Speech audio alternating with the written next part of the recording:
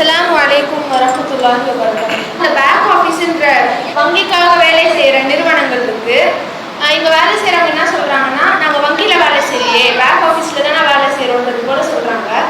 இதில் வேலை செய்யலாமா? வங்கியில் வேலை செய்யலாமா, வங்கியில் வேலை செய்யறது மார்க் அடிப்படையில் சரியா தப்பா அப்படிங்கிறத கேட்குறாங்க.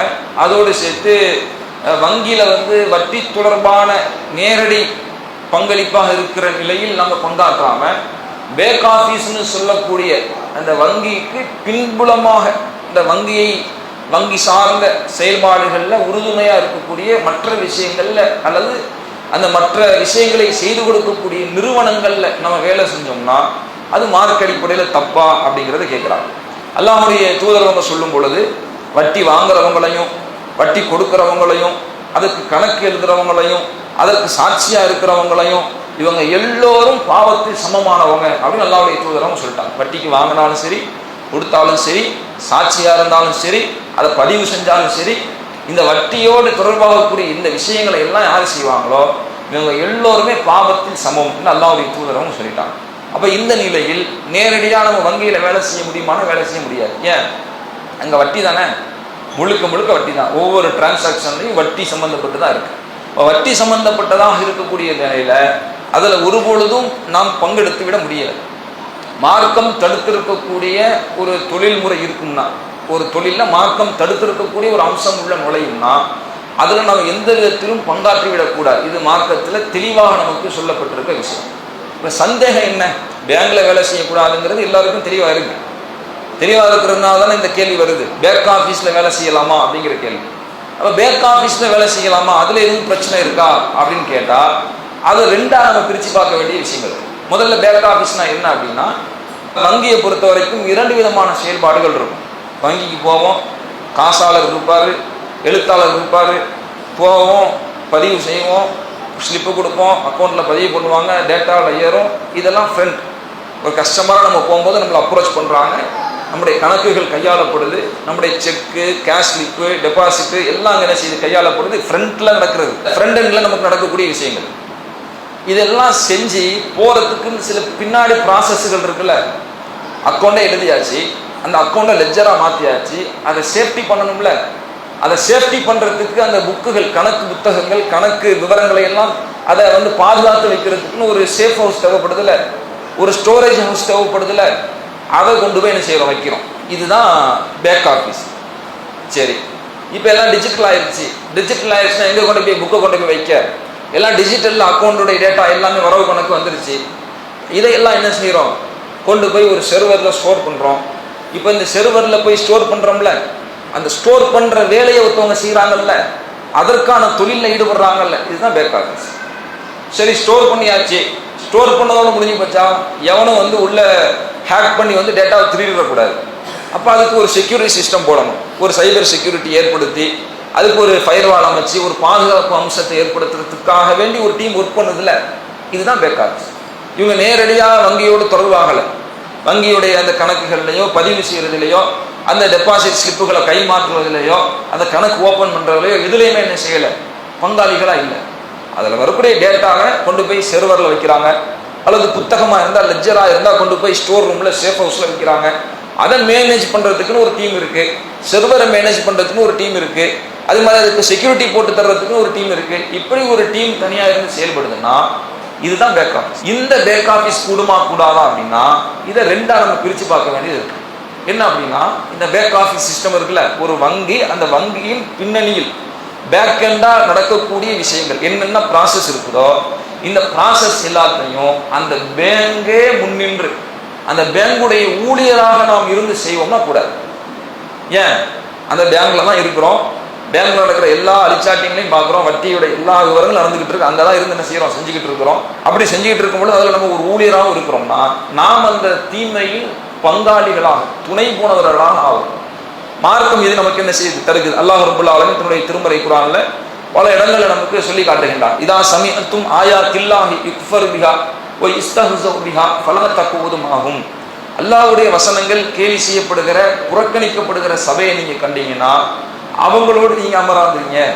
நான் தான் செய்யலையே, நான் தப்பு நான் பண்ணலையே, நான் பாட்டு ஓரமாக தானே உட்கார், அதெல்லாம் இல்லை. அந்த தீமை நடக்கும் இடத்தில் நீங்கள் இருந்தால் ஃபைன்னக்கும் இதம் மிஸ்லுகும், நீங்களும் அவர்களை போன்றவர்கள் தான். அவன் என்ன பாவத்தை செஞ்சானோ அந்த பாவத்தை போன்ற பங்களிப்பு உங்களுக்கும் உண்டு என்று அல்லாஹ் தன்னுடைய திருமறையில் சொல்லி காட்டுகிறார். அப்போ பேக் ஆஃபீஸ் சொல்லக்கூடிய அந்த வங்கியினுடைய பண பரிவர்த்தனைகள்ல பின்னணியில் நடக்கக்கூடிய பேக் எண்ட் ஒர்க்கில் நம்ம ஒர்க் பண்ணாலும் அது அந்த வங்கியுடைய ஊழியராகவே இருந்து நாம் செய்வோம்னு சொன்னா அந்த வேலைகளை நம்ம செய்யக்கூடாது, ஈடுபடக்கூடாது. ஆனா இந்த பேக் ஆஃபீஸ் சொல்லக்கூடிய இந்த பேக் எண்ட் நடக்கக்கூடிய இந்த ப்ராசஸ் வந்து பெரிய பெரிய நிறுவனங்கள், பெரிய பெரிய வங்கிகள் இருக்குல்ல, எஸ்பிஐ, அதே மாதிரி வந்து ஐசிஐசி, இது போன்ற வங்கிகள்லாம் என்ன பண்றாங்கன்னா ஓன் செக்யூரிட்டி சிஸ்டம் வச்சிருக்கிறாங்க, ஓன் பேக் ஆஃபீஸ் வச்சிருக்கிறாங்க. அவங்களே ஆட்களை வந்து தேர்வு செய்வாங்க, அவங்களே ஊதியம் கொடுப்பாங்க, அவங்க வங்கியிலே ஆளை வச்சிருப்பாங்க, அவங்க அங்கே இருந்து என்ன செய்வாங்க, செயல்படுவாங்க. ஆனா சில சின்ன சின்ன வங்கிகள் இருக்கு, அவங்கெல்லாம் நேரடியா அவங்களே களம் இறங்கி செய்யல, அவங்க தனியா ஒரு சர்வீஸ் வச்சிருக்கிறாங்க. உதாரணத்துக்கு டிசிஎஸ் சைபர் செக்யூரிட்டி சர்வீஸ்னு ஒன்று இருக்கு, இன்ஃபோசிஸ் சைபர் டிஃபென்ஸ் சென்டர்னு ஒன்று இருக்கு. இதெல்லாம் வந்து அந்த டேட்டாவை ப்ராசஸ் பண்ணி அதை வந்து சேஃப்டியா அதை பாதுகாக்கிற வேலையை செய்யுது. இது வங்கியுடைய டேட்டா மட்டும் தான் செய்யுமானா செய்யாது.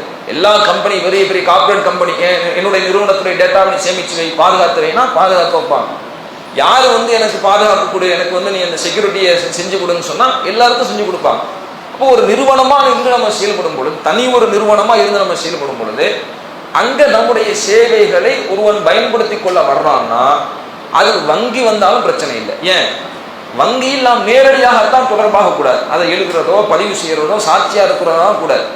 ஆனா இங்க நம்ம எழுதலை, பதிவு செய்யலை, சாட்சியா இருக்கல, கொடுக்கல, வாங்கல, ஒரு பொருளை கொண்டு வந்து ஒரு ஸ்டோர் ரூம்ல கொண்டு வந்து வைக்கிறாரு, வச்சுட்டு காசு கொடுத்துட்டு கொஞ்ச நாள் கழிச்சு எடுத்துட்டு போறாரு, இதுக்கு நம்ம காசு வாங்குறோம். இதே மாதிரி தான் கொண்டு வர ஒரு பேக்கில் இது வேணா கொண்டு வரலாம்ல. ஒரு லேப்டாப் வச்சுட்டு போறாரு, அந்த லேப்டாப்ல என்ன இருக்குன்னு நமக்கு தெரியுமா? ஒரு பேங்க் ஊழியர் ஒரு ஸ்டோர் ரூம்ல, கீப் ரூம்ல வந்து லேப்டாப் வச்சுட்டு போறாரு. அந்த லேப்டாப் முழுக்க அவர் பேங்க் தொடர்பான தகவல்கள் இருந்துச்சுன்னா நம்ம குற்றவாளி ஆகுமா? குற்றவாளி ஆக மாட்டோம். அப்ப நம்ம ஒரு சர்வீஸ் பண்றோம், ஒரு தொழில் பண்றோம், அது மார்க்கத்தில் எந்த விதமான பிழையும் தவறும் இல்லாத வகையில், நேரடியான பாவத்தை தூண்டும் வகையில் இல்லாமல் மார்க்கம் சொன்ன அடிப்படையில் தான் அந்த தொழிலை செய்யறோம்.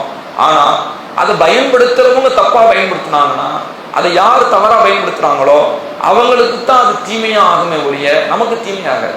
உதாரணத்துக்கு ஒரு தேங்காய் கடை வச்சிருக்கிறோம், தேங்காய் வந்து சட்னிக்கு அரைக்கலாம், ஒருத்தர் வாங்கிட்டு போறவர் போய் கோயிலில் உடைக்கிறாரு. இவர் கோயிலுக்கு உடைத்தவருக்கு தேங்காய் அறுத்துட்டீங்களே, சிறுக்கு வச்சுட்டீங்க நீங்க சொல்ல முடியுமா? கிடையாது. நம்ம விற்கிறது தேங்காய், வாங்கிட்டு போறவங்க தப்பா பயன்படுத்தினாலும் நம்ம குற்றவாளி ஆக மாட்டோம். அதே மாதிரி தான் ஒரு செர்வர் மெயின்டைன் பண்ற கம்பெனி வச்சிருக்கிறோம், செர்வர் மெயின்டைன் பண்ணும்போது என்னுடைய டேட்டாவை மெயின்டைன் பண்றாலும் ஒருத்தன் கொடுக்குறான்.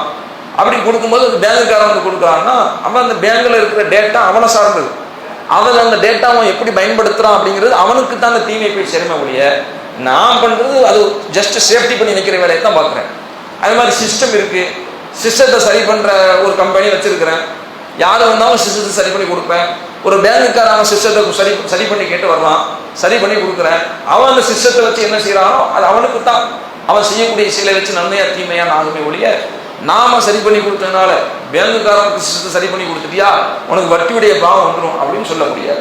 இப்போ மார்க்கம் அனுமதிச்ச, மார்க்கம் தடுக்காத, வரம்புகளை மீறாத வகையில் ஒரு தொழிலை, ஒரு நிறுவனத்தை நாம் செயல்படுத்தும் பொழுது அதை பயன்படுத்தக்கூடியவர்கள் அதை தவறான விஷயங்களுக்கு அவங்க பயன்படுத்திக்குவாங்க, மார்க்கம் தடுத்த விஷயங்களுக்கு அவங்க அதை பயன்படுத்திக்குவாங்கன்னா அது மார்க்கத்தில் நாம் அதற்கு குற்றவாளிகளாக ஆக மாட்டோம், நாம் அதற்கு பொறுப்பாளிகளாக ஆக மாட்டோம்.